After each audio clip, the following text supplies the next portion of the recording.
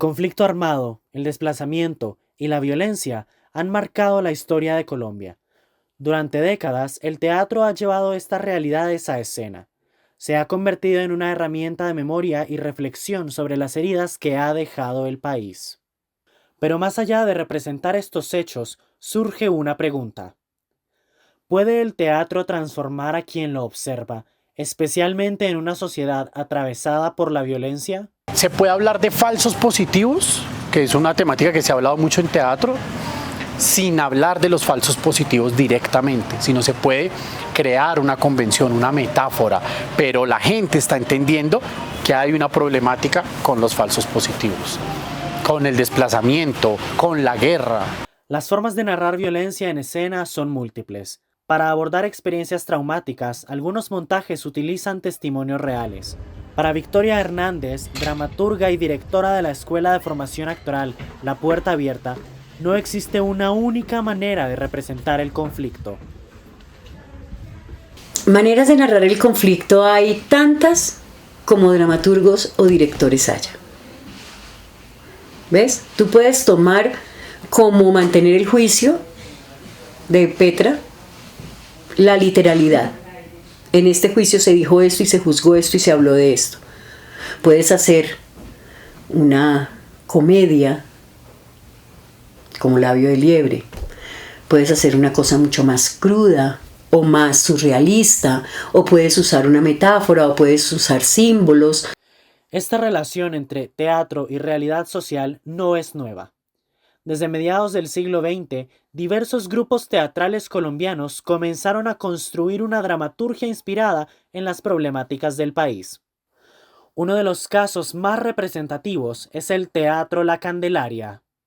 Y la idea de la creación de la Candelaria era justamente aportar al teatro colombiano una dramaturgia nacional, que hubiese obras nacidas de las historias de la Colombia profunda, de la Colombia violenta, de todas esas historias que el arte y la cultura se han nutrido para transformarla, para entenderla, para proyectarnos como una sociedad culta en medio de tantas dificultades. Hablar del teatro colombiano también implica hablar de política, no necesariamente de partidos o elecciones, sino de las relaciones de poder, los conflictos sociales y las problemáticas que atraviesan a una sociedad. Para muchos creadores escénicos, el teatro nunca ha sido neutral. El teatro siempre ha sido político. El arte es político. Yo creo que es que en la vida no se puede desprender de la política.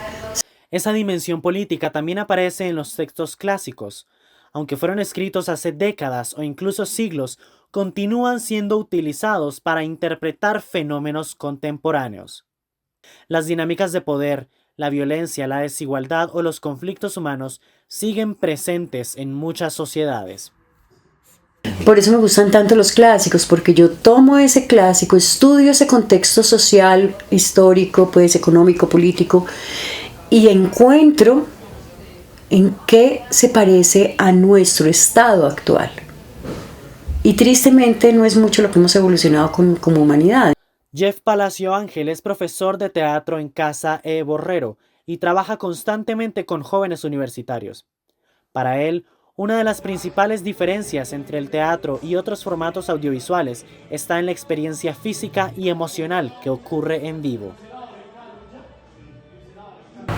En el cine hay una grabación, en cambio en el teatro eso es lo mágico, que está pasando en vivo de verdad.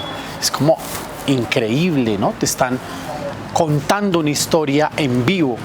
Entonces, al vivir todas estas situaciones y todas estas emociones, creas nuevas conexiones mentales y tienes nuevas experiencias sensoriales que hacen que, a mi modo de ver, veas el mundo desde otro lugar. Y eso es oro puro. La experiencia teatral también puede funcionar como un espejo. Situaciones que normalmente permanecen ocultas o relegadas al ámbito privado aparecen representadas frente a una audiencia completa. y es precisamente allí donde surge la posibilidad de cuestionarse a uno mismo. Hay una cosa muy linda del teatro y del cine y es que muestra en público lo que sucede en privado, de manera natural. Y eso es poderoso, porque ahí está el reflejo del que te hablo. Y esto no es solo una opinión de Jeff.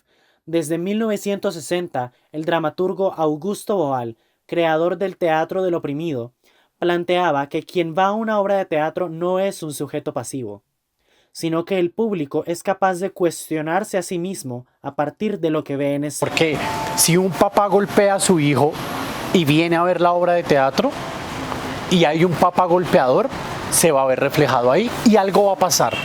Pueda que no cambie, pero algo va a pasar al verse ahí.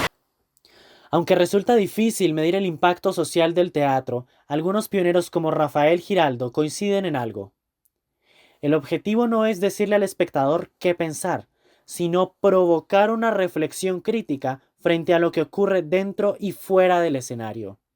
Se necesitan espectadores, escuchas, televidentes, personas que participen para que sus emociones y sentimientos sean no manipulados, sino cuestionados, que la gente sienta que participa del arte, de la comunicación, de la creación, de la invención, del cambio. En un país marcado por décadas de violencia y polarización, el teatro sigue ocupando un lugar incómodo pero necesario.